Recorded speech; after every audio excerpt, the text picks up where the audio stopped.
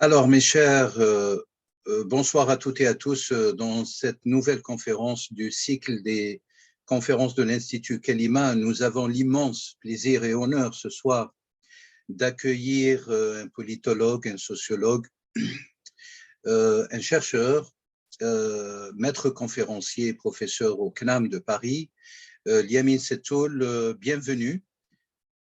Merci à vous de m'inviter. Nous sommes très honorés de votre présence avec nous. C'est une occasion ce soir d'aborder avec vous, dans cette conférence, plutôt une discussion autour du dernier ouvrage qui est paru chez les éditions Presse universitaire de France en 2022, cette année, tout récemment, il y a à peu près 2 mois, je crois, sur le 19 octobre, si je ne me trompe pas, qui commence quand même à faire couler un peu d'encre, parce que c'est un livre dense, livre composé de 6 chapitres. On reviendra peut-être à la structure aussi, comment vous avez pensé écrire ce livre et à partir de quel substrat de travail, d'enquête et d'analyse.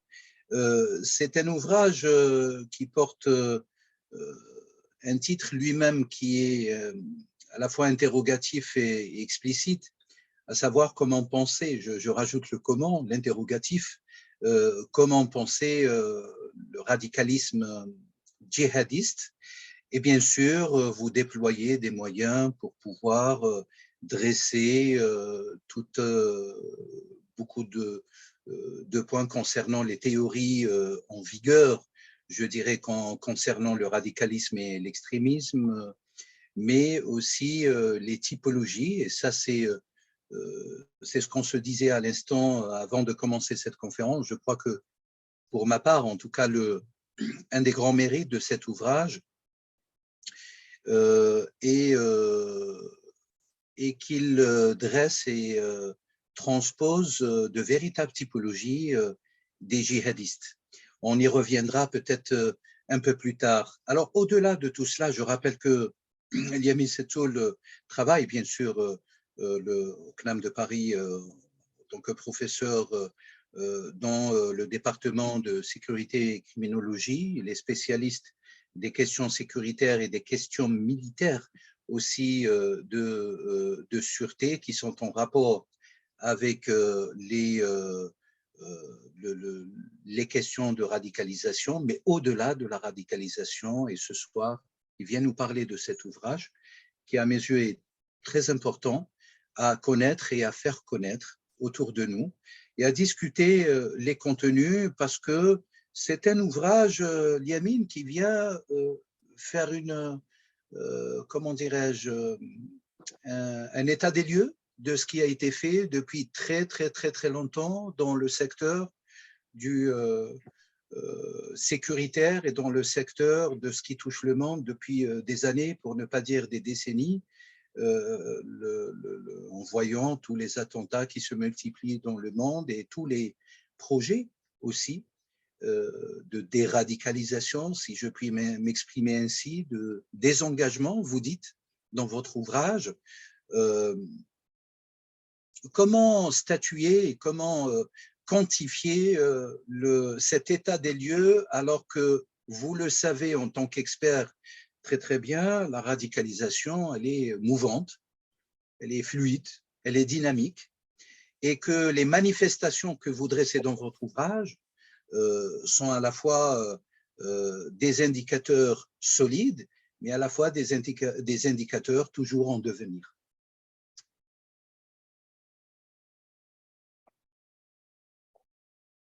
Tout à fait. Merci,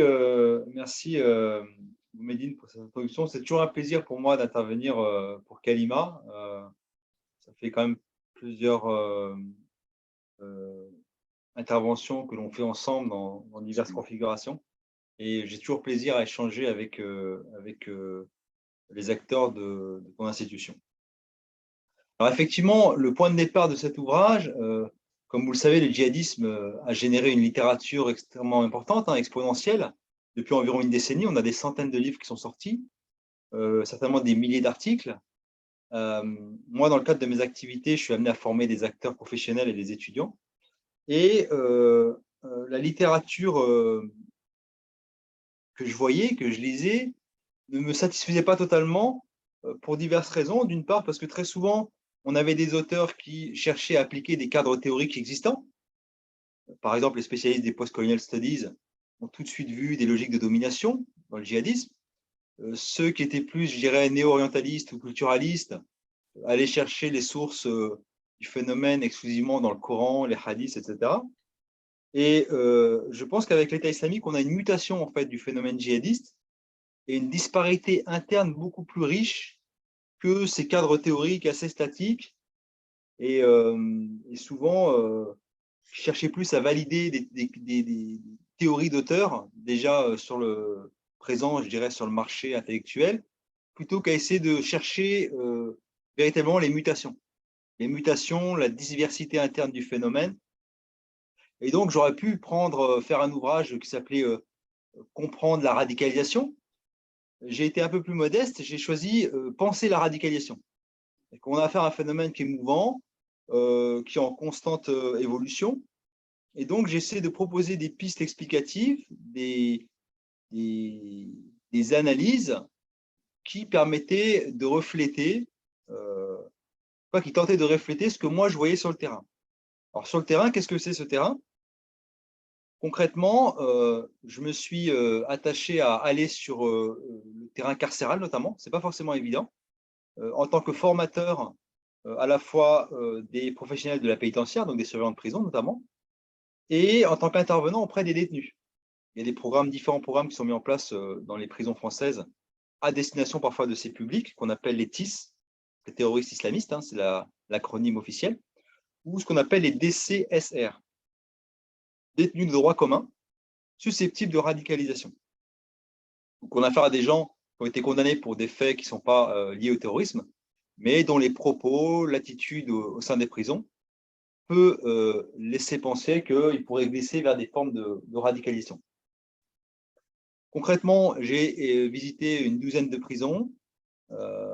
J'ai rencontré peut-être une cinquantaine de personnes condamnées pour des faits en lien avec le terrorisme, issus de diverses mouvances d'ailleurs, État islamique, Al-Qaïda, mais aussi, c'était intéressant, un militant d'Action Directe, emprisonné depuis 1987, hein, en l'occurrence André Olivier, qui ne sort pas de prison parce qu'il n'est pas repentant, donc il reste en prison.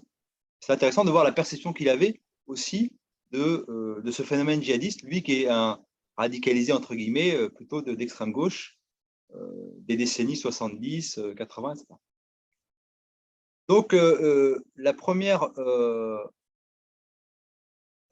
chose que je voulais faire, notamment, c'était de sortir de cette dualité théorique dans laquelle on nous a un peu enfermés en France, et que peut-être que vous l'avez entendu également en Suisse, hein, cette dualité entre, d'un côté, Gilles Kepel, qui parlait de radicalisation de l'islam, et de l'autre côté, Olivier Roy, qui parlait d'islamisation de la radicalité.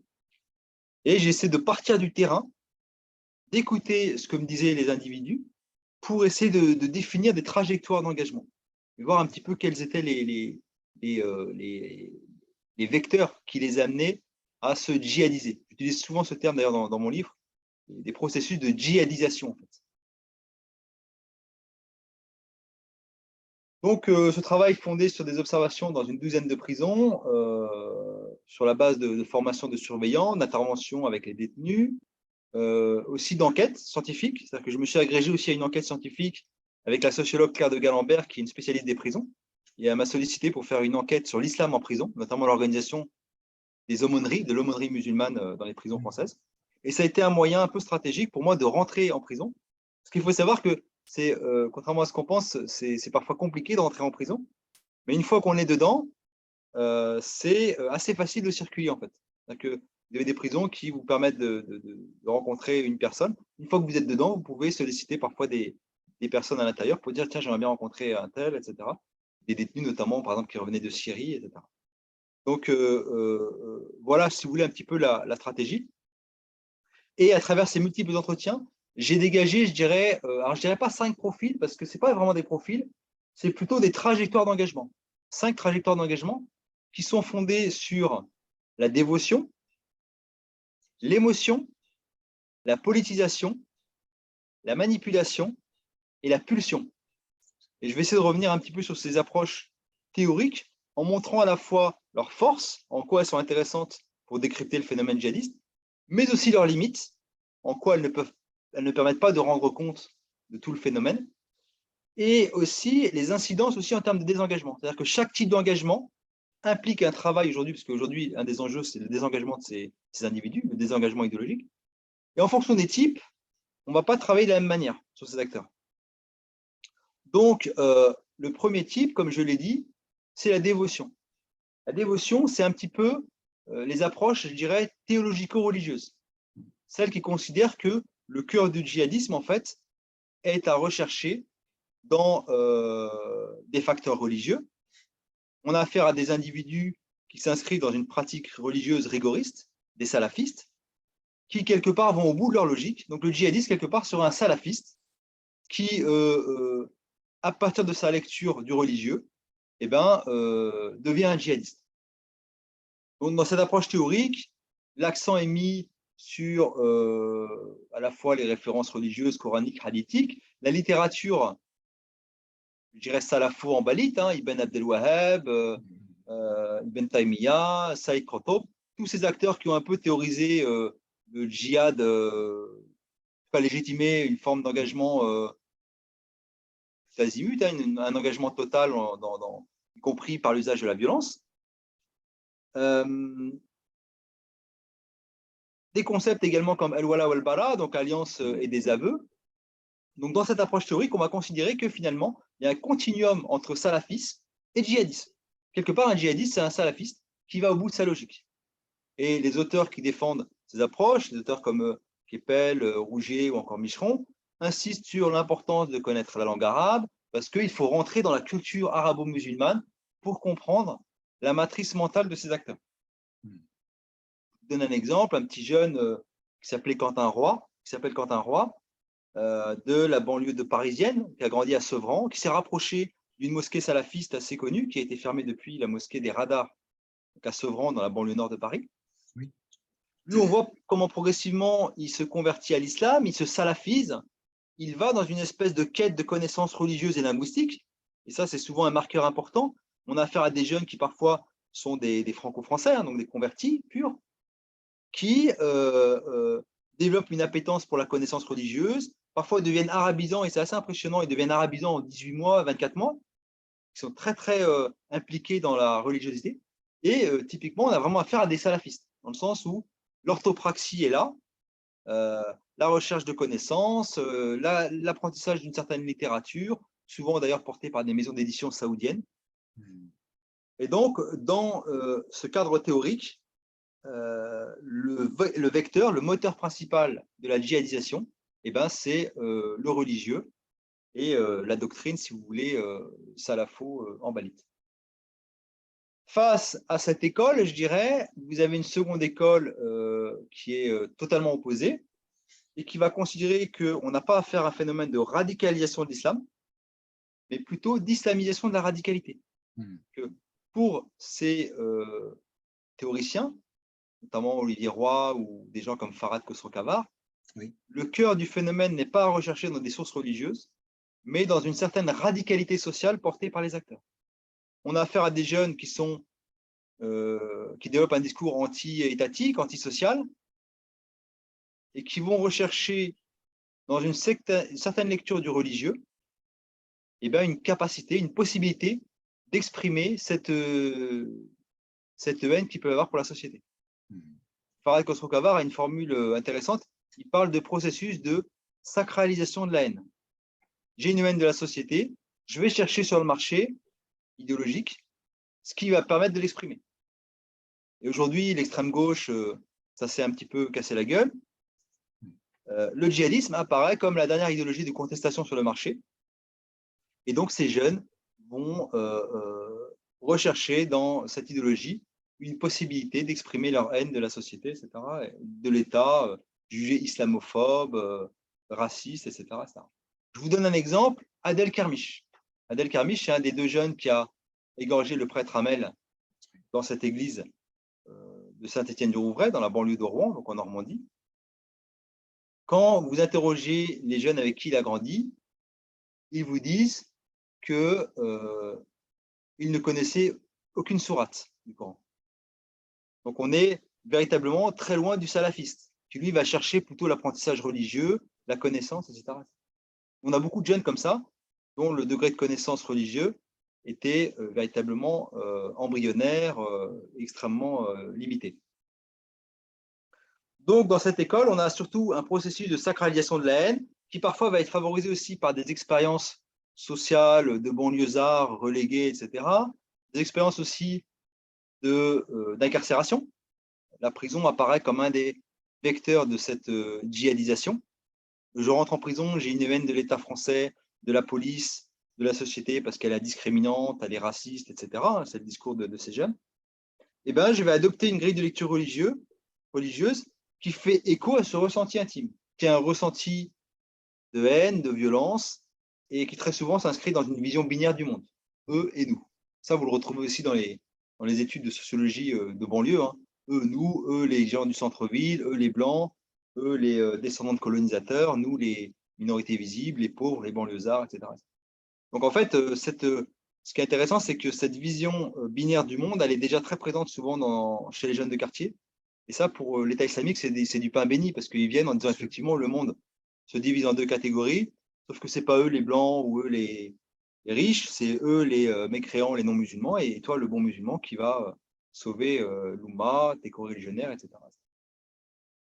Ça, c'est la deuxième école. Troisième école, donc cette deuxième école, je l'ai appelée l'école de l'émotion, parce que c'est souvent des jeunes qui portent en eux une émotion, un sentiment hostile, etc. La troisième école, c'est la politisation. La politisation, comme son nom l'indique, tend à repolitiser le phénomène. Et elle critique les deux premières écoles en disant « Ok, radicalisation de l'islam, islamisation de la radicalité, mais quid du politique ?» Et cette école développe l'idée selon laquelle le djihadisme est une forme de contre-violence à la violence initiale générée par les Occidentaux.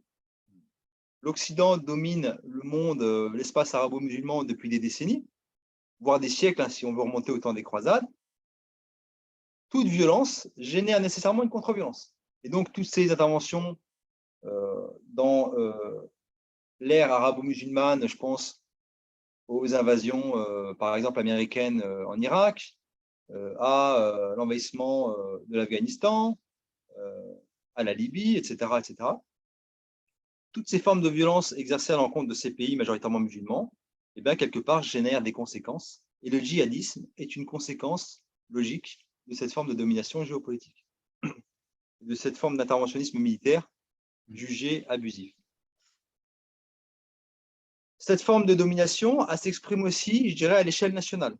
Il y a une domination géopolitique, mais aussi une domination politique à l'intérieur des frontières de nos pays, notamment à travers les processus de relégation, de stigmatisation que vivent nos concitoyens de confession musulmane.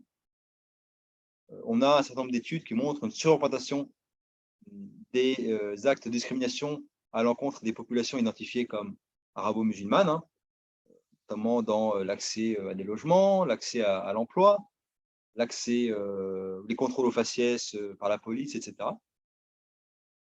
Et donc, cette relégation symbolique, sociale, etc., crée un sentiment de frustration, d'humiliation, qui se convertit, in fine, en radicalisation. Ça, c'est une approche portée par des acteurs, des penseurs comme Burga, Xavier Chrétien aussi. Xavier Chrétien a travaillé pas mal sur les mouvements séparatistes corses et basques.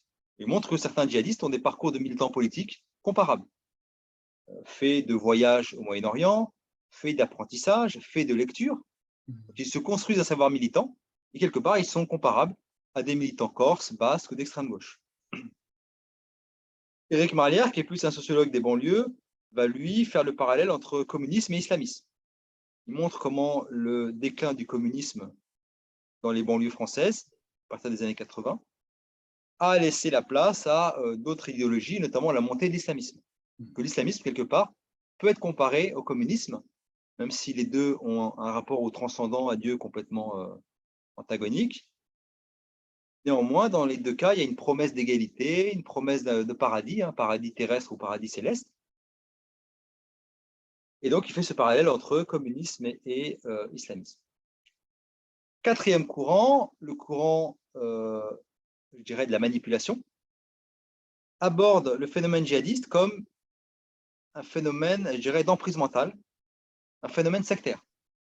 Daesh a travaillé comme une secte qui recrutait des personnes faibles, notamment via Internet et les réseaux sociaux. Et il est vrai que Daesh a investi la toile Internet à un degré inédit. On n'a jamais vu une organisation mobiliser autant de moyens sur les réseaux sociaux, Internet, etc. A ciblé stratégiquement des acteurs sur Internet qui avaient une appétence particulière pour l'humanitaire, pour l'aide aux pays musulmans, etc. Donc, on allait voir qui regarde les pages dans lesquelles on voyait des musulmans souffrir à travers le monde. Et une fois qu'on les avait identifiés, on les ciblait. Et puis, on commençait à créer avec eux un échange, etc. Donc, dans certains cas, ça ne donnait rien. Et puis, dans d'autres cas, parfois, on arrivait à harponner le jeune et à en faire un futur militant. Donc, après, on le martèle au niveau cognitif. On lui envoie des messages sur les réseaux sociaux, sur WhatsApp, etc. Donc, on le bombarde jusqu'à en faire un militant. Ça, je dirais, c'est le paradigme de l'emprise mentale ou le paradigme de la manipulation. Enfin, dernière école, la pulsion.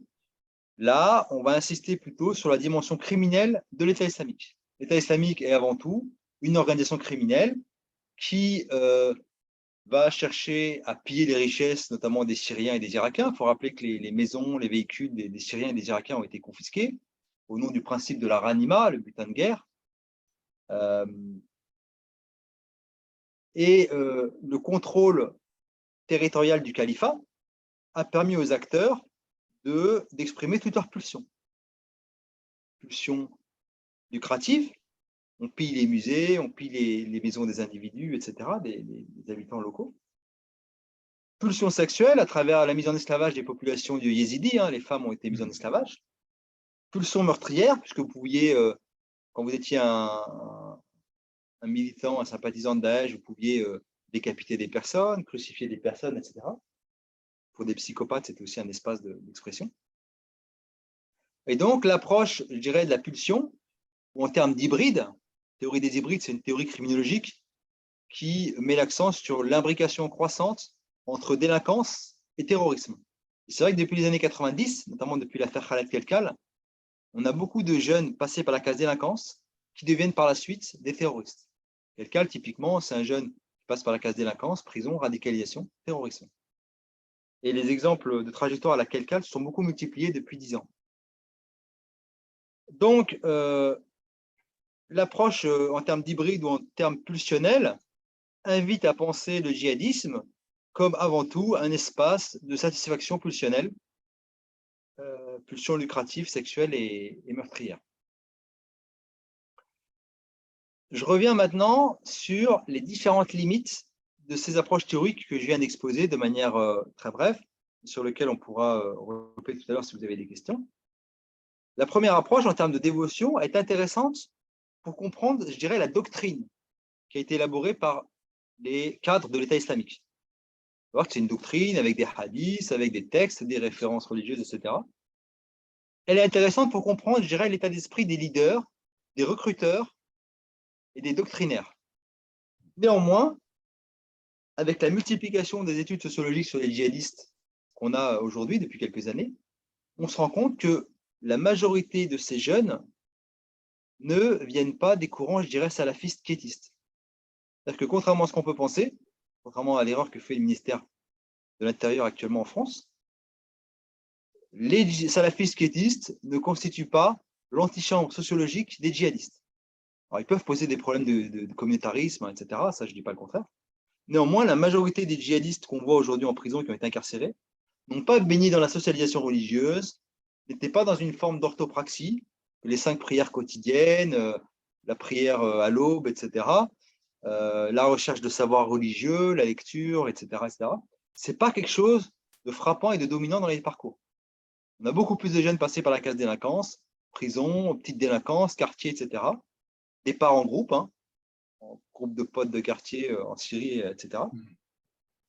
On a beaucoup plus ça que le profil du gars qui a été baigné, je dirais, dans une socialisation religieuse, qui portait le kramis, qui portait la barbe, qui faisait 5 prières par jour, qui essayait de comprendre les sources religieuses, etc. Ça, on a des exemples comme ça, mais c'est relativement limité. Un des chargés de mission de la DAP, un des principaux chargés de mission de la DAP, donc la Direction des Affaires pénitentiaires, qui a rencontré vraiment beaucoup de djihadistes, disait que pour lui, les salafistes quiétistes, c'est peut-être 10% ou 20% maximum des acteurs qu'il a rencontrés. C'est très peu. Ouais. Entre 10 et 20% des salafistes. Pour lui, les autres, c'était pas du tout, pas dans cette socialisation intense au niveau religieux.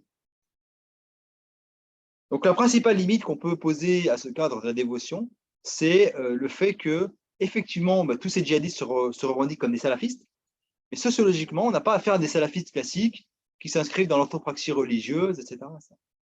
Donc, c'est un peu la thèse de Mohamed Ali Adraoui qui dit que la principale caractéristique du djihadisme depuis une décennie, c'est pas la montée en puissance du salafisme, contrairement à ce qu'on pense, c'est plutôt l'autonomisation du djihadisme. Le djihadisme a réussi à désarticuler salafisme et djihadisme. Et ce qui a permis d'attirer des gens qui parfois étaient des homosexuels refoulés, des malades psychiatriques, vraiment des acteurs dont les profils, c'est du jamais vu. On n'a jamais vu une telle diversité de djihadistes et surtout une telle variété de configurations, notamment dans leur rapport aux religieux. Des gens qui se convertissent et qui 3 semaines après sont en Syrie, etc.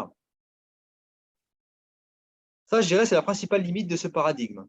Ensuite, dans le second paradigme, donc le paradigme de l'émotion, il est intéressant pour comprendre vraiment la masse des djihadistes, le vivier des exécutants. Beaucoup de jeunes énervés contre la société, qui s'inscrivent dans une culture urbaine classique, je dirais, très présente en banlieue, donc culture, fascination pour la violence, fascination pour la transgression, etc. Et il est intéressant ce paradigme pour comprendre vraiment le gros vivier des exécutants. Néanmoins, une des limites qu'on peut poser à ce cadre, c'est que quand Roy dit que c'est la dernière idéologie sur le marché, on peut se dire aussi, mais il y a d'autres idéologies aujourd'hui, notamment dans l'altermondialisme, on peut s'opposer au système dominant capitaliste en rejoignant l'altermondialisme, par exemple. Néanmoins, c'est un cadre théorique qui me semble très, très pertinent et peut-être le dominant aujourd'hui dans ce qu'on a pu voir dans l'expression du phénomène djihadiste. Troisième école, la politisation. La politisation a, comme son nom l'indique, le mérite de repolitiser le phénomène. On a tendance un petit peu à voir ces djihadistes comme des gens instables, des fous, etc.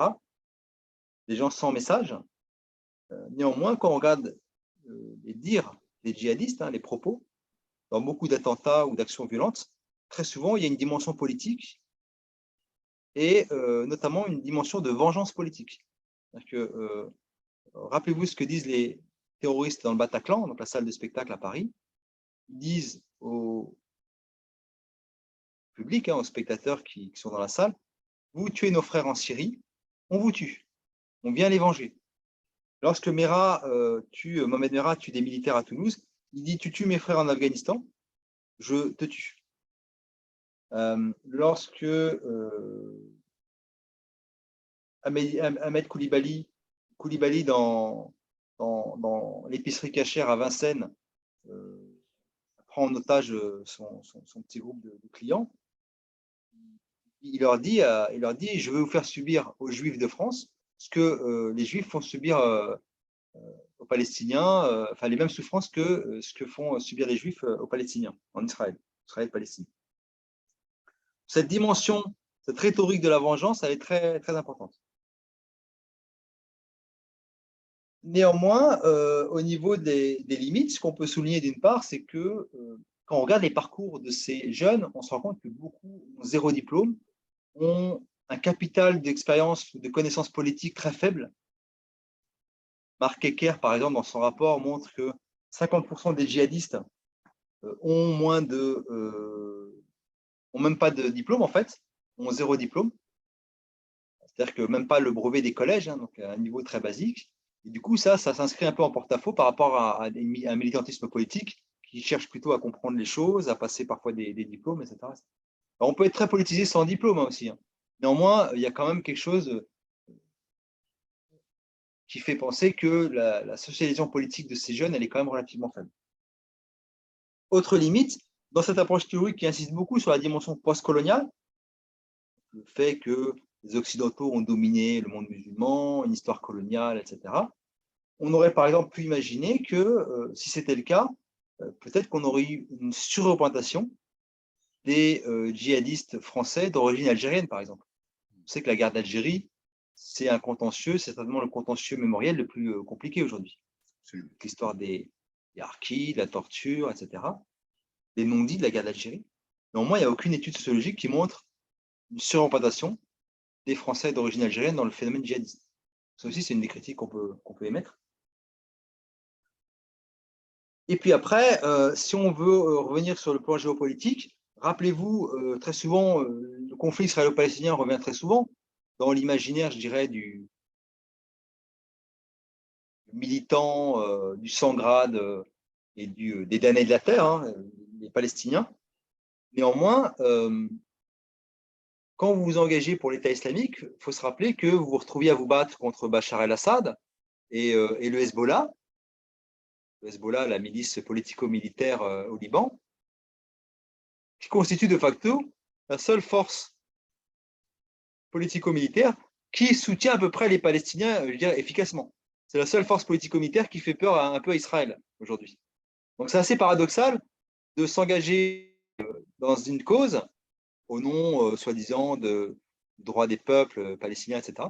Et vous retrouvez à vous battre finalement contre un groupe qui constitue peut-être le dernier bouclier, je dirais, des Palestiniens face au rouleau compresseur, je dirais, de Tsahal et de l'armée israélienne. Absolument. Quatrième école, la manipulation. Aujourd'hui, on sait que la majorité des djihadistes partis sur zone n'ont pas été manipulés via Internet. Internet, ça peut renforcer parfois un processus, mais ce n'est pas Internet qui enclenche le processus d'engagement. Et surtout, la majorité des jeunes partis sur zone disent aujourd'hui qu'ils ont été de leur propre chef, sans avoir été manipulés, etc. Enfin, la théorie de la pulsion, qui est intéressante parce qu'elle insiste sur une dimension qui me semble incontestable, c'est l'imbrication entre terrorisme et délinquance. Beaucoup de terroristes passent par la case de délinquance. Kouachi, les Mera, les Kelkal, etc. C'est vrai qu'il y a une imbrication, une interpénétration croissante depuis quelques années. Néanmoins, dire que ces jeunes sont partis pour satisfaire des pulsions, alors qu'on savait très bien que le taux de mortalité était extrêmement élevé, puisque les djihadistes, leur durée de vie, elle est très faible. Hein. Vous allez sur zone, vous êtes envoyé sur les frontières pour conquérir d'autres territoires ou défendre le territoire. Le taux de mortalité des djihadistes est extrêmement important. On peut s'interroger sur l'objectif ultime de ces djihadistes, qui était, à mon sens, certainement pas dans la satisfaction de pulsions, mais beaucoup plus dans l'accès au paradis via la mort en martyr, etc. Donc, si vous voulez, chaque approche théorique apporte un éclairage, mais est contestable de cette manière, à des limites, des angles morts. Et en fait, si on additionne toutes ces approches théoriques, on peut avoir une cartographie à peu près, il me semble, assez intéressante de la logique interne du vivier djihadiste. Maintenant, je vais parler un petit peu de désengagement, parce qu'aujourd'hui, un des enjeux à l'échelle nationale, c'est la question du désengagement idéologique. Je rappelle qu'on a dans les prisons françaises à peu près 250 revenants, des Français qui étaient sur zone et qui sont revenus. Environ 510 terroristes islamistes. Alors là-dedans, on met les revenants, mais aussi des militants issus d'autres groupes, des gens du GIA qui sont en prison depuis les années 90, des gens qui sont plus dans les mouvances Al-Qaïda, des gens qu'on appelle les velléitaires, ceux qui ont tenté d'aller sur zone, qui parfois sont plus radicalisés que des gens qui reviennent de zone, c'est assez étonnant. Des gens qui ont pu être condamnés par la justice pour apologie de la haine, par exemple, apologie de terrorisme, et qui sont aussi qualifiés de TIS. C'est une catégorie quand même assez vaste. Et parallèlement à ça, on a à peu près 1000 DCSR, 1000 détenus dont on considère qu'ils pourraient glisser insidieusement vers l'adhésion djihadiste. Si on remonte les 5 catégories, je vais les reprendre à l'envers. Au niveau de la pulsion, le désengagement est assez facile, je dirais, au niveau idéologique. Mais on peut imaginer que leur appétence pour la transgression, parce que c'est des gens qui sont travaillés par des pulsions aussi, les rend peut-être plus perméables au récidivisme. C'est-à-dire que le fait, lorsqu'ils sortent de prison, il y a des chances que ces personnes ne deviennent pas terroristes, redeviennent pas terroristes, mais il y a quand même des chances qu'ils redeviennent des délinquants de droit commun parce qu'il y a une appétence, parce qu'il y a une attraction, un magnétisme, je dirais, pour la transgression, les actes délictuels, etc. Normalement, ils sont assez peu nombreux, je pense. Je remonte au niveau de la manipulation. Le principal objectif sur ce public, c'est de les séparer des prosélytes. Que la manipulation, très souvent, quand on regarde les profils de gens qui ont été manipulés, par exemple la filière niçoise, avec Omar Diaby, le fameux recruteur de Nice, le plus gros recruteur français de djihadistes, très souvent on voit un leader charismatique, en l'occurrence Omar Diaby, souvent trentenaire, assez 30-35 ans, qui va fasciner autour de lui des jeunes de 18 ans, 20 ans, etc. Il va les fasciner parce qu'il a une expérience hors norme, il a été incarcéré en prison, parfois c'est comme un diplôme dans certains quartiers. Il est baraqué, c'était le cas d'Omar Diaby. Il a fait des vidéos complotistes. Il a été, pour certains, ont été dans des pays musulmans, au Yémen, en Tunisie ou en Égypte. Ils ont appris l'arabe, etc. Très souvent, il y a des leaders charismatiques qui agrègent autour d'eux des jeunes plus naïfs avec un capital religieux, un capital de connaissances beaucoup plus faible. Dans ces leaders charismatiques, vous avez par exemple les frères Klein, vous avez Omar Diaby, vous avez aussi Jérémy Louis Sidney, c'est la filière Cantorsi. Et moi, j'ai rencontré un des jeunes de cette filière Cantorsi dans une prison dans le centre de la France, la prison de Saint-Maur. Et ce qui a été intéressant, c'est qu'il était vraiment encore manipulable. Quand je parlais avec lui, il parlait à voix très douce, très faible, en termes de volume sonore. Et c'était intéressant de voir, enfin, j'avais l'impression que je pouvais encore le manipuler et peut-être même en faire un militant d'ultra-droite ou d'ultra-gauche si j'avais envie. Il recherchait une espèce de famille. Donc, c'était intéressant parce que les surveillants de la prison me disaient que ils ont tellement peur que ce jeune reglisse dans l'islamisme, le djihadisme, qu'ils avaient demandé à des détenus, notamment du grand banditisme, de le protéger de l'influence prosélyte de certains islamistes de la prison. Il y avait notamment des islamistes du GIA. Et ils avaient demandé carrément à des gens du grand banditisme de faire un cordon autour de lui pour le protéger de cette influence néfaste. Donc l'enjeu chez eux, c'est vraiment de les séparer de ces recruteurs prosélytes, avec une difficulté dans les prisons françaises, c'est qu'il y a un déficit de place. Donc c'est très difficile de séparer des prosélytes quand on a déjà une population, un contexte, je dirais, de surpopulation carcérale. Je remonte dans ma typologie, l'émotion, dans la politisation, pardon.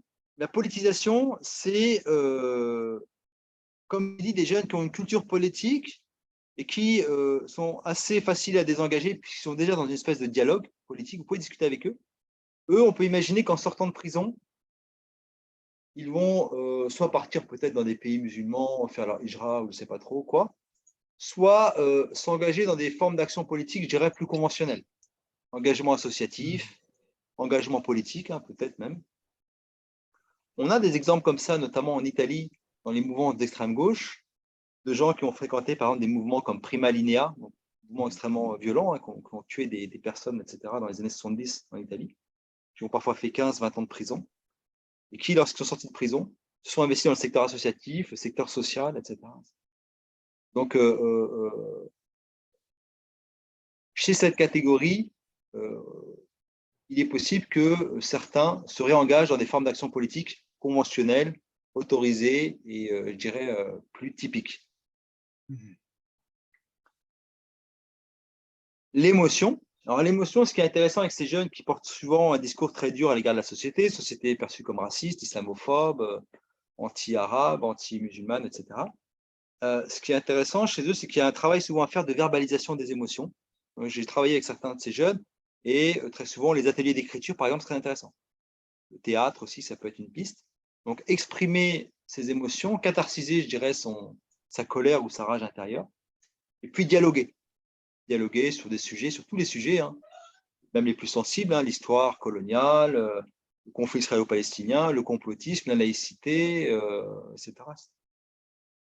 Et enfin, la dernière catégorie, la dévotion ou l'approche, je dirais ceux qui sont motivés par le vecteur religieux, c'est la catégorie la plus complexe aujourd'hui à gérer. Pourquoi?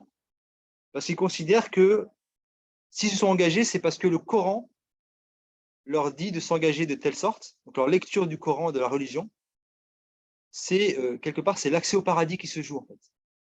Donc, j'agis ainsi parce que c'est la seule manière qu'il y a pour accéder au paradis. Et chez eux, il y a un travail de déconstruction à faire qui est beaucoup plus long, beaucoup plus complexe. Il y a ce que les psychologues appellent une insularité cognitive, hein, donc c'est parfois des gens qui fonctionnent en circuit fermé. Et la stratégie qui a été adoptée par la DAP, donc les affaires pénitentiaires, l'administration pénitentiaire, c'est déjà de recruter des médiateurs religieux, très souvent d'ailleurs dans le vivier des anciens aumôniers musulmans, des aumôniers qui connaissent les prisons et qui connaissent les détenus. Des aumôniers qui très souvent ont une double caractéristique, à la fois de bien connaître les références religieuses, théologiques, coraniques, hadithiques, etc. Et dans le même temps, d'avoir un minimum de connaissances de la jeunesse locale. On s'est rendu compte que beaucoup d'aumôniers, très souvent, étaient des primo-arrivants, des gens qui venaient du Maghreb, d'Afrique noire, etc., avaient souvent une bonne connaissance parce qu'ils avaient fréquenté l'école coranique, etc. Mais il y avait un décalage culturel avec cette jeunesse, qui est une jeunesse un peu occidentale, des références, le rap, etc. Enfin, c'est une culture urbaine assez souvent. Et donc, il y avait un décalage sociologique et culturel qui ne permettait pas d'avoir un dialogue dans les meilleures conditions. Comment ça se passe concrètement? Il y a une espèce de dialogue religieux qui se met en place, ce qu'on appelait au Moyen-Âge une disputatio, donc un dialogue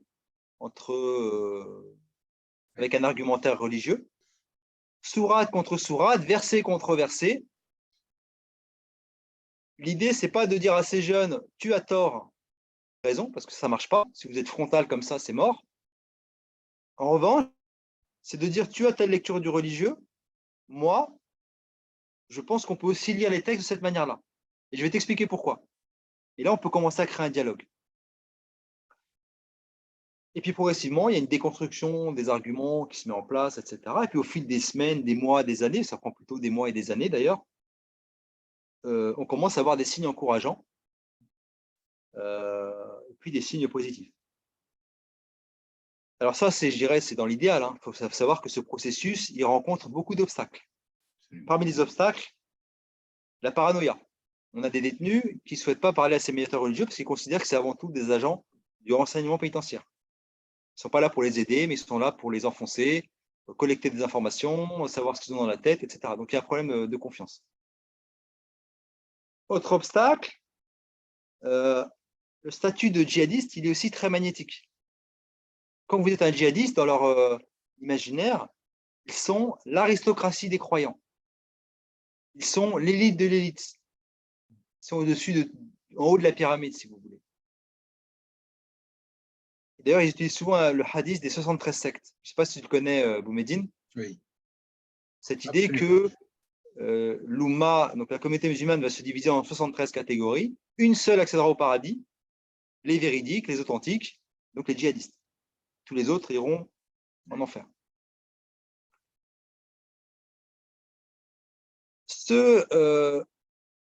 Donc, je disais, le statut de djihadiste est très magnétique. Et donc, quitter ce statut, c'est aussi quitter un groupe avec des liens fraternels, des liens chaleureux, quitter une aristocratie. Et ça aussi, ce n'est pas évident, ça a un coût.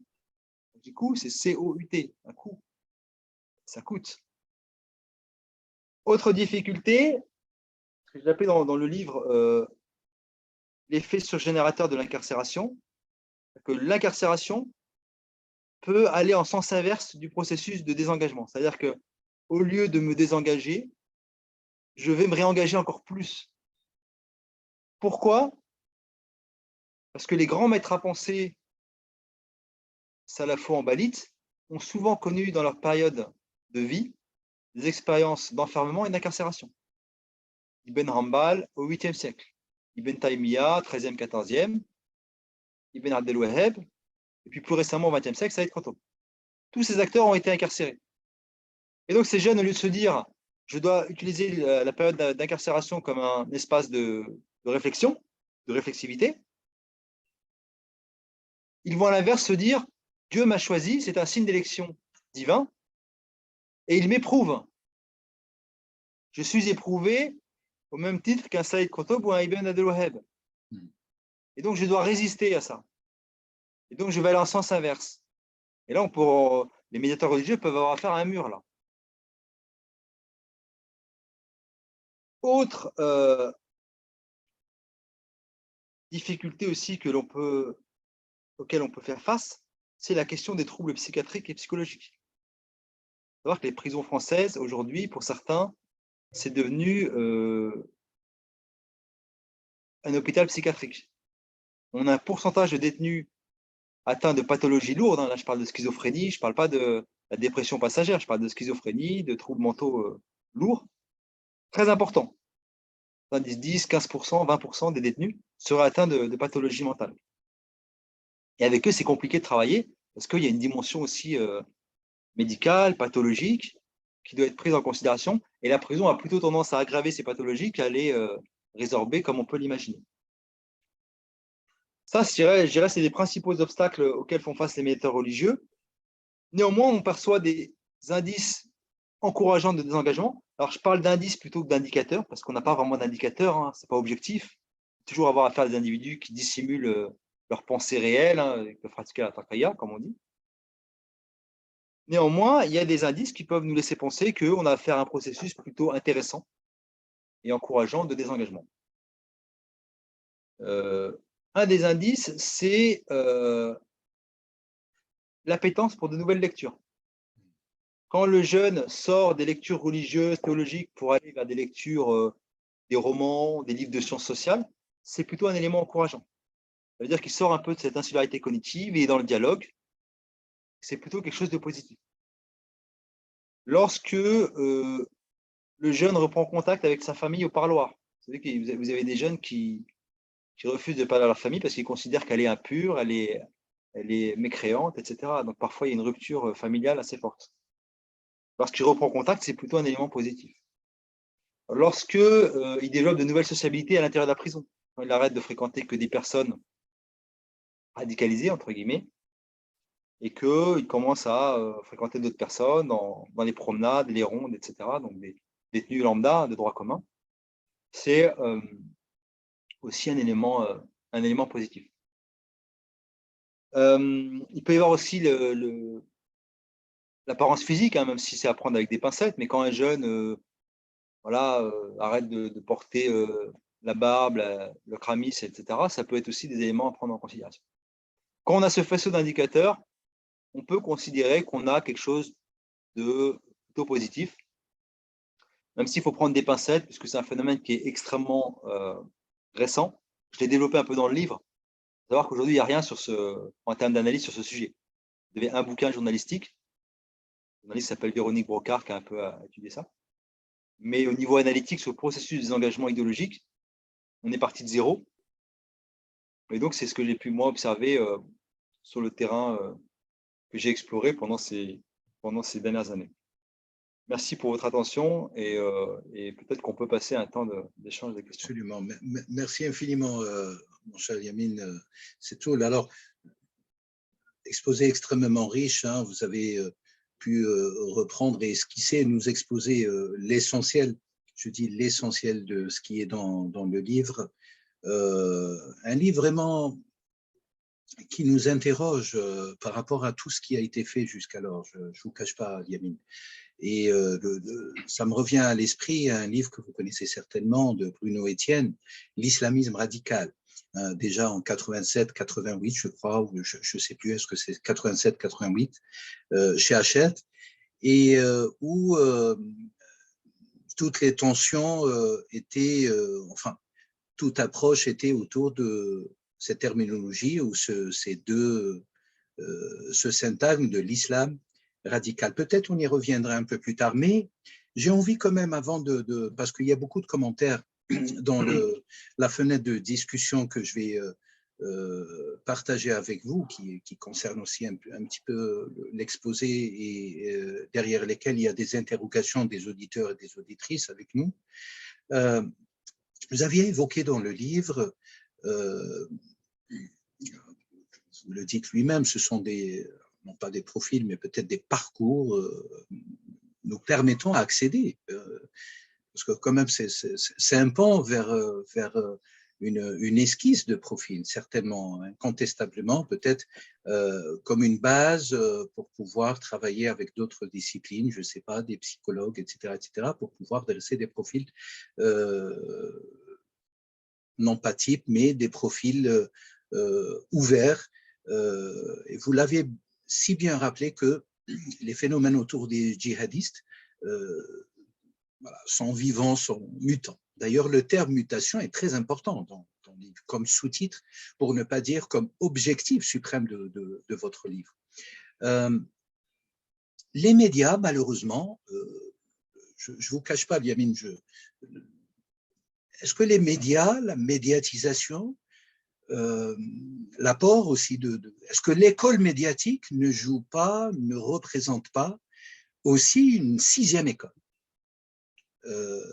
autour de cette question en tout cas ce process que vous aviez ouvert de comment penser la radicalisation djihadiste aujourd'hui en prenant en compte les théories diverses que vous aviez rappelées à juste titre et les mutations et aussi l'inconnu. On ne sait pas ce qui va se passer dans les décades à venir, même si on part et vous partez d'une expertise du terrain incontestable. Un mot sur la dimension médiatique. Je pense qu'effectivement, tu fais bien de le souligner. Les médias ont joué un rôle considérable dans la stratégie de l'État islamique, déjà dans la propagande, beaucoup plus qu'Al-Qaïda. Al-Qaïda, il y a 20 ans, c'était Ben Laden dans une grotte qui appelait les gens à faire le djihad, etc. Mais c'était vraiment artisanal, embryonnaire. Là, on est sur un niveau complètement différent en termes de stratégie de propagande. Mais aussi dans le rôle que les médias, l'importance des médias pour les djihadistes eux-mêmes, qui passent à l'action. On a affaire à des jeunes qui sont fascinés par l'image. Lorsque Mera tue ses militaires à Toulouse, il porte sur lui une caméra GoPro. Lorsque les frères Kouachi sont encerclés par le GIGN à Dammartin-en-Gouel, en banlieue parisienne, par les forces spéciales, ils regardent BFM TV. Ils regardent ce que BFM TV dit d'eux. Alors Liamine, qu'ils sont en pleine action terroriste. C'est en pleine action. C'est en pleine action. Lorsque l'assassin de Samuel Paty, le professeur, décapite ce pauvre professeur, il met tout de suite la vidéo en ligne sur Twitter ou je ne sais plus quel réseau social. Lorsque Adel Kermiche égorge le prêtre Hamel, il écrit en même temps quasiment des messages sur WhatsApp pour dire accrochez-vous, je vais envoyer quelque chose d'impressionnant sur Internet, etc. Et ce qui est intéressant, c'est que cette fascination, qui à mon sens est liée aussi à une forme de narcissisme, il y a quelque chose de l'ordre du narcissisme là, se regarder, se voir, avoir son petit moment de gloire médiatique, on le retrouve dans d'autres territoires idéologiques. Je m'explique. Je ne sais pas si vous vous souvenez l'attaque terroriste de Brenton Tarrant. Absolument. Ce terroriste australien d'extrême droite qui a tué 50 musulmans dans une prison, dans une mosquée, néo-zélandaise à Christchurch. Il se filme quasiment en live pendant qu'il tue des individus et il met ça en ligne. Donc ce rapport à l'image, il me semble que c'est un élément particulièrement frappant et qui dit des choses aussi sur les nouvelles générations de jeunes qui arrivent, qui sont un petit peu dans un rapport de fascination à l'image et je dirais qui révèle des choses sur le narcissisme des jeunes, sur l'importance de l'image. Merci infiniment, Liamé Setil. Alors, je vais quand même lire les quelques commentaires derrière lesquels il y a des interrogations peut-être que vous pourrez aussi y répondre. Alors, vous avez Sarah Abada qui remercie l'Institut Kalima pour ses interventions orientées vers le soutien des minorités par le biais de votre exposé. Alors, on n'a pas parlé peut-être directement, mais cette question des minorités, Liamine, est-ce qu'elle joue aussi? Est-ce qu'elle a sa part dans le process de radicalisation ou de déradicalisation, pour Alors, reprendre un terme qui n'est pas très… à la question des minorités, effectivement, l'immense majorité des djihadistes sont des jeunes, une grande partie en tout cas issus de l'immigration, même si on a quand même 30% de convertis, ce qui est quand même très important. Je pense que la place de l'inclusion économique, sociale, symbolique des minorités, elle est fondamentale. Aujourd'hui, on a une société française qui de facto est la société la plus diversifiée d'Europe. Hein. Je rappelle qu'en France, on a la plus grosse communauté musulmane, bouddhiste et juive d'Europe. Et on a une histoire qui est mondiale. Histoire coloniale, histoire avec les dom-toms, etc. Et parfois, je pense qu'on gagnerait à valoriser cette diversité, notamment au niveau de l'éducation nationale, parce qu'on a une histoire qui est mondiale, et parfois, quand on lit un peu nos livres d'histoire, nos livres de géographie, etc., on reste sur une vision très, je dis, métropolitano-centrée. Donc la France, c'est un peu de Lille à Marseille ou de Lille à Perpignan.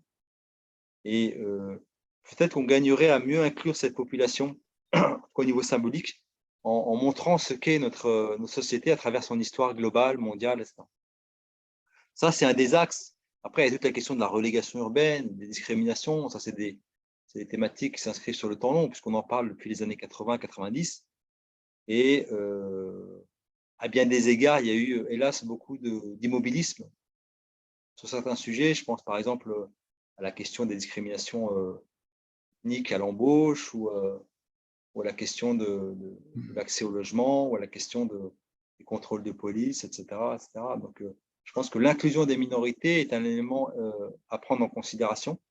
D'ailleurs, c'est intéressant parce que les djihadistes français se caractérisaient souvent par une espèce de haine de la France, beaucoup plus que les Britanniques, par exemple, ou les Allemands. Les Français, étaient réputés pour, d'ailleurs, on le voit statistiquement aussi, hein, c'est eux qui ont commis le plus d'attentats dans leur pays d'origine. On ne retrouve pas ça chez les Danois ou chez les Espagnols ou autres. Et je pense que ça dit des choses aussi sur le rapport de la société à ces minorités. Alors, vous avez aussi, Yannis Settoul, je remercie. Je crois qu'il y a une question de… Oui, absolument. Alors, je continue juste très rapidement sur les commentaires des uns et des autres, et je donne une question, je crois, que notre ami Frédéric souhaite interagir avec vous. Je remercie Sarah Abada pour sa question, son interrogation, qui vous remercie davantage pour votre exposé et l'exposé de l'expertise extrêmement pertinent. Docteur Serim Cherif, je ne sais pas si vous vous rappelez, elle est souvent avec nous en ligne, qui est sociologue à l'université AG2, et qui suit de près aussi ces questions, qui s'intéresse à ces questions autour de la sociologie des migrations, internationales, etc. J'ai vu aussi la politosociologue aussi, que je salue toutes les deux, Etidel Fadloun, qui est aussi avec nous et qui suit cette conférence. La question est, la parole est à vous, cher Frédéric. Ouais, merci, bonjour à tous et toutes. Merci, monsieur Elvin Settoul, pour cet exposé qui était vraiment très intéressant. Mais moi, j'avais une question. Est-ce que le terrorisme, le judaïsme n'était pas aussi un petit peu inventé par les services secrets aussi pour la manipulation? Parce que vous parlez aussi de manipulation. Est-ce que justement, excuse-moi, je suis un petit peu complotiste, hein. Enfin, je plaisante, hein. Mais est-ce que par hasard, justement, tout ce qui est service américain, service français, n'ont-ils pas utilisé ce terme de djihadisme ou inventé le djihadisme justement à des fins politiques pour mettre un peu le désordre un peu partout, comme la Syrie, le Libye ou la Palestine, ou ce genre de trucs, quoi? Il y a du cynisme, je dirais, dans les relations internationales. Il y a des enjeux, il y a des opportunités qui sont saisies parfois par les grandes puissances de manière très cynique. Néanmoins, dire que ça a été inventé par les Occidentaux, ça me paraît très, très exagéré. Ouais. D'une part, parce que quand on analyse la situation irakienne après 2005, on voit, hein, le processus. Hein.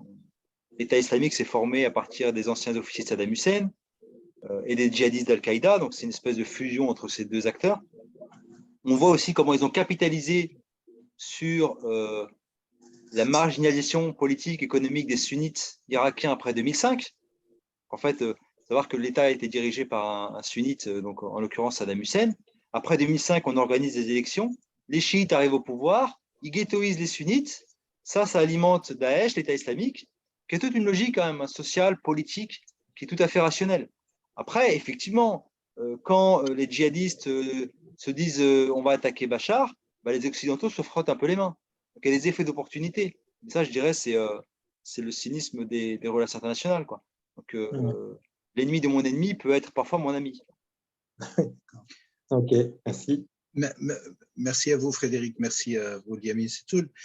Alors, je vois aussi notre chère sœur qui vous remercie, Hélène Menguk, qui vous remercie, cher Liamine Setoul. Je dois quand même, si vous me permettez, Liamine, revenir un petit peu et très rapidement peut-être à la structure de votre livre. On parle beaucoup parlé, enfin vous avez pu expliciter, je dirais, les grands piliers de votre analyse, votre expertise de ces à partir du terreau et du terrain de la réalité concernant la radicalisation, le djihadisme et autres, hein, pas seulement ces noms qui apparaissent dans le titre du livre. Je rappelle que c'est un livre qui dépasse 250 pages, qui est extrêmement documenté pour ceux qui ne l'ont pas encore lu. Je vous invite vraiment extrêmement documenté et qui s'appuie aussi sur des statistiques, des considérations, une objectivité assez pertinente. Je l'avoue à titre personnel, cher Liamine. Comment s'est organisé alors les 6 chapitres? Parce que pour ma part, je constate quand même, et c'est là que je constate que le premier chapitre tourne autour de ce qu'on appelle les définitions, enfin la contextualisation des définitions et des théories de radicalisation, voire la sociologie des mouvements sociaux. Un deuxième chapitre qui part vers, et ça c'est un point important, peut-être que le dernier élément, la question de Frédéric tournait davantage plus sur ce qu'on appelle l'opportunisme géopolitique que vous traitez dans le chapitre 2, et des salafismes. Or, bien sûr, vous déclinez un petit peu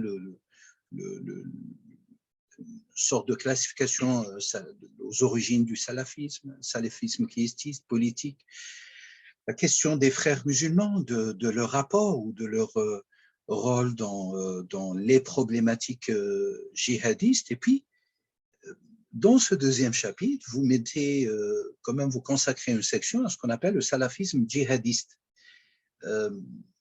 Quelle est la différence, alors, du coup, entre un salafisme djihadiste et un salafisme qui reprend les idéaux de cette école de politisation dont on a vu un petit peu les esquisses, les axiomes et la description, cher Liamine? Alors, j'ai repris une typologie qui est très utilisée par les spécialistes de ces sujets. C'est la typologie de Quintan Viktorovitz, qui dit grosso modo que le salafisme, on peut le lire selon trois catégories. Un premier qiédiste, qui a pour principale caractéristique l'orthopraxie, bien sûr, donc la pratique religieuse rigoriste, mais aussi la non-participation à la vie politique. Je participe pas à la vie politique parce que seules les lois de Dieu comptent, et donc voter pour des lois, des députés, des parlements, etc., c'est quelque part une faute religieuse. La seconde catégorie, le salafisme politique, ressemble au premier à une différence près que lui va au contraire considérer qu'il faut investir la scène politique et puis orienter la société à travers des stratégies politiques et d'islamisation, de salafisation, etc. L'immense majorité des salafistes présents en Occident sont des salafistes quiétistes. Il y a très peu de salafistes politiques, c'est plutôt un phénomène des pays musulmans, des pays comme l'Égypte où il y a des partis comme An-Nour par exemple, qui est un salafisme politique très influent. Mais dans l'espace occidental, on a très peu de mouvements salafistes politiques. Et enfin, le salafisme djihadiste, qui lui va considérer au contraire que non seulement il faut changer la société, mais pas par la voie politique, mais par l'usage de la violence. Et donc, on va identifier des ennemis, des juifs, des chrétiens, mais aussi des musulmans dont on considère qu'ils sont de mauvais musulmans. Je dirais cette catégorie, cette typologie à 3 entrées, développée par Victor Horowitz, est assez intéressante et assez pédagogique, je dirais, pour saisir le phénomène salafiste, dans ses nuances, etc. etc. Donc voilà ce qu'on peut dire par rapport à ce… Alors justement, Yamil, peut-être pour juste, si vous pouvez revenir…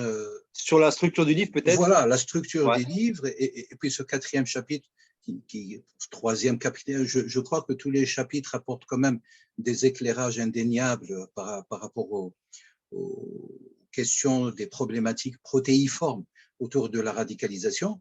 Mais ce 4e, quand même, il est assez, comment dirais-je, il est assez représentatif de l'essentiel autour de la djihadisation. Oui, Comment alors il a été conçu alors? Le livre, j'ai vraiment conçu comme un outil pédagogique qui soit à la fois utile pour les étudiants, mais aussi les professionnels qui étaient un peu gênés par ce sujet qui est quand même complexe, puis qui fait intervenir de la sociologie, de la psychologie, de la géopolitique. Et à mon sens, il n'y avait pas d'ouvrage qui vraiment synthétisait un peu ces aspects-là. Donc, j'ai fait un chapitre à la fois sur qu'est-ce que la radicalisation, chapitre introductif, la géopolitique de l'islam, du salafisme, du djihadisme, avec des définitions également. Ensuite, un chapitre sur ce que j'ai appelé l'EI ou la démocratisation du djihad. J'essaie de montrer un peu cette variété de djihadistes inédite, avec des femmes, un processus de féminisation, des convertis, énormément de convertis, des enfants, ce qu'on appelle les lionceaux du califat. Donc j'ai fait vraiment une typologie de toutes les catégories qu'on a retrouvées dans l'État islamique, en essayant de montrer pourquoi ils étaient là et quels étaient leurs rôles et comment ils se sont retrouvés dans ce processus. Ensuite, je dirais le cœur théorique, c'est ce fameux pentagone de la djihadisation, donc les 5 pôles sur lesquels j'ai développé. Après, j'ai voulu faire un chapitre pour montrer, parce que ça faisait une connexion avec mes travaux antérieurs sur l'armée, les liens entre le monde militaire et le djihadisme. Pourquoi? Parce que je me suis rendu compte très tôt, peut-être plus tôt que les autres, parce que j'ai fait une thèse sur l'engagement militaire, que beaucoup de jeunes attirés par le djihadisme pouvaient également être attirés, paradoxalement, par un engagement militaire classique dans une armée conventionnelle. Et j'avais vu ça dans mon étude sociologique, dans mon étude doctorale, des jeunes qui soit ils se stabilisaient grâce à l'armée, parce que ça leur offrait une perspective d'avenir, un salaire, des liens sociaux, une fraternité, etc. Soit parfois dans un engagement religieux intense. Et j'avais souligné le fait que religion et armée peuvent transmettre des ressources comparables. Self-esteem, donc estime de soi, identité positive, une fraternité, on parle de frères d'armes dans l'armée, mais on parle d'Oumma dans l'islam, une mission, un objectif sur Terre, défendre sa nation ou défendre l'Oumma. Donc il y avait beaucoup de points communs, ce qui explique aussi pourquoi beaucoup de djihadistes, avant de partir sur les zones irako-syriennes, ont tenté d'intégrer l'armée française. C'est paradoxal, mais c'est une réalité. On a plusieurs dizaines de djihadistes qui ont essayé d'intégrer l'armée française. Et je trouve intéressant d'analyser ce phénomène de jeunes qui peuvent hésiter entre adhésion religieuse, adhésion patriotique, etc. Et puis après, quand j'ai creusé un peu plus la question dans le cadre de ce livre, je me suis rendu compte qu'on retrouve les 5 pôles, en fait. L'émotion, la dévotion, la pulsion, la manipulation dans l'armée. Des jeunes qui ont eu un lien avec l'armée et qui se sont retrouvés dans ces différents processus de djihadisation, ce qui m'a rassuré, parce que ça voulait dire que le cadre théorique est quand même assez pertinent. Merci infiniment. Alors, je vois notre cher ami docteur Etidel Fatloun, qui est sociopolitologue. Vous connaissez certainement mon cher Yamil, qui souhaite interagir avec vous. Etidel que je salue d'ailleurs. Alors, je ne sais pas, elle a peut-être un problème de son. Peut-être qu'elle peut écrire la question. Oui. Alors, je l'invite à écrire la question si elle a un problème de son. Ou peut-être qu'elle nous a déjà quittés, elle va certainement revenir. Ça me permet peut-être, parce qu'on arrive quand même, on a dépassé largement le temps qui était consacré à cette conférence autour de ce livre, et on voit très très bien que il nous faudrait plusieurs heures pour pouvoir aborder en profondeur, cher Yamine, toutes les questions développées. Excuse-moi, vous me dites, je n'ai pas évoqué les derniers chapitres, qui est la question du désengagement. Absolument, absolument. Que vous aviez déjà évoqué dans l'exposé, parce que vous aviez donné aussi toutes les mesures à prendre pour pouvoir procéder à un désengagement de ces individus selon leur parcours. Justement, ça reste quand même, cher Yamine, au niveau institutionnel, comment vous jugerez les mesures qui sont pratiquées aujourd'hui de déradicalisation, et notamment depuis 2015. Quel est votre avis là-dessus? Pour ma part, à titre personnel, enfin, d'un point de vue aussi, si vous voulez, de la religiosité et de l'islamologie, je trouve que les solutions ne sont pas encore, si vous voulez, à la hauteur de toutes ces problématiques qui menacent les sociétés et les individus. Quel est votre regard, vous, cher Yamine? Sur la question du désengagement? Absolument, mais au niveau des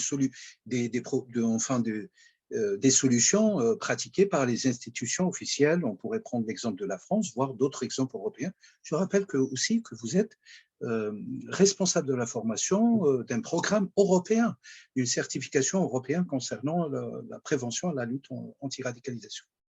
Tout à fait. Je pense qu'aujourd'hui, on manque un peu de recul pour vraiment dessiner des conclusions stables.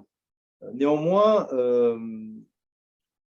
je pense que l'État a mis pas mal de moyens quand même au niveau de la question du désengagement parce qu'elle est sécuritaire et elle fait peur aux citoyens. Donc, les moyens ont été mis en place. Les premières analyses montrent que on n'a pas véritablement de djihadistes qui sont retombés dans le djihadisme, après la sortie de prison notamment. Par contre, on a des djihadistes qui sont retombés dans une délinquance de droit commun. On a des délinquants, enfin d'ex-djihadistes qui ont retrafiqué, etc., volé, des choses comme ça. Ça, on l'a. Par contre, sur la question du désengagement idéologique, elle semble relativement efficace, ou alors c'est peut-être parce que les gens qui sont revenus de Syrie, très souvent, ont été déçus par l'État islamique aussi, donc parfois l'adhésion idéologique était faible, et le désengagement est plus facile. Donc aujourd'hui, ce qu'on peut dire, c'est qu'on n'a pas de djihadistes qui sont retombés dans la spirale djihadiste, mais on a des djihadistes qui sont retombés dans la spirale, je dirais, de délit de droit commun. Et ça, c'est peut-être aussi une spécificité française, c'est-à-dire qu'on n'est pas très bon dans, je dirais, la réinsertion sociale des détenus, en fait. Et on a beaucoup de récidives, en fait. Et quels que soient les types de détenus, hein, terroristes ou délinquants de droit commun, on a peut-être une faiblesse à ce niveau-là dans le processus d'inclusion économique post-sententielle. Au niveau européen, cher Yamil, les programmes, il y a beaucoup de programmes, dont l'un que je viens de citer il y a quelques instants et que vous dirigez. Est-ce qu'il y a une véritable harmonisation de planification d'un programme commun au niveau européen, ou est-ce qu'on est toujours au stade embryonnaire de tous ces projets anti-radicalisation au niveau de l'Europe et que chaque pays, ici et là, essaye on peut retrouver quelques dénominateurs communs, néanmoins, chaque pays a sa culture, en fait. C'est-à-dire que au niveau des dénominateurs communs, on retrouve par exemple souvent une stratégie à 3 niveaux, prévention primaire, secondaire, tertiaire. Primaire, sensibilisation du grand public sur ces questions de radicalisation. Secondaire, suivi des personnes radicalisées. Tertiaire, déradicalisation, sanctions administratives, judiciaires, etc. On est vraiment dans le spectre haut. Donc, il y a souvent ces 3 niveaux d'action.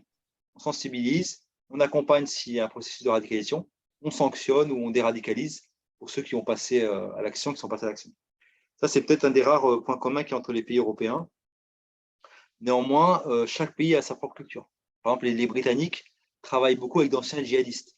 On considère que pour parler à un djihadiste, rien de tel qu'un ancien djihadiste. Parce qu'il connaît la matrice mentale, il va comprendre la manière de réfléchir, de penser. Ce n'est pas le cas des Français. Les Français travaillent peu avec des anciens djihadistes. Des gens comme Mourad Benchali, qui était à Guantanamo, ils commencent un peu à travailler avec les acteurs, mais ça reste difficile. Il y a cette idée qu'il a été djihadiste il y a 20 ans ou 15 ans, et peut-être qu'il est encore un peu djihadiste. Ou il y a cette idée je dirais, d'identité ad vitam aeternam, mais je pense que c'est un peu dommage. Les Danois ne sanctionnent quasiment pas leurs djihadistes. Les Danois considèrent que la stratégie principale aujourd'hui, l'enjeu principal, c'est de réinsérer au plus vite ces personnes socialement et puis leur trouver une place dans la société, etc.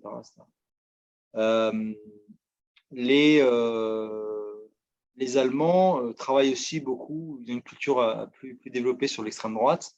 Ils travaillent beaucoup avec d'anciens militants d'extrême droite, sur l'extrême droite, et ils font un peu pareil avec les djihadistes. Puis ils mobilisent aussi beaucoup d'éducateurs, de psychologues, de policiers, etc. Donc il n'y a pas de culture commune, je dirais. Si vous allez au Canada, par exemple, ils travaillent avec toutes les radicalités en même temps. Vous pouvez trouver dans un centre de déradicalisation un militant de Greenpeace, un djihadiste et puis un militant ultra-droite. Ils considèrent que la matrice est la même. L'idéologie, c'est seulement une déclinaison secondaire. Donc chaque pays a sa culture et je ne pense pas que ça va s'uniformiser parce que voilà, ils considèrent tous qu'ils ont la bonne méthode et c'est comme ça, quoi. Merci infiniment, mon cher Yamin. Alors, notre cher Tidel, nous l'avons perdue, elle est plus connectée.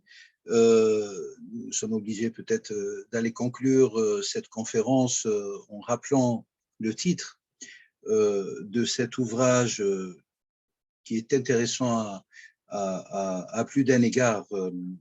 Je crois que des heures et des heures nécessiteraient pour pouvoir fouiller, décrypter un petit peu tous les éléments et les outils, parce que vous l'aviez vous-même dit, c'est un livre qui donne les outils aussi de la compréhension autour de la radicalisation et des complexités, des aspects abstrus autour à l'intérieur, méta-radicalisation, si vous me permettez l'expression.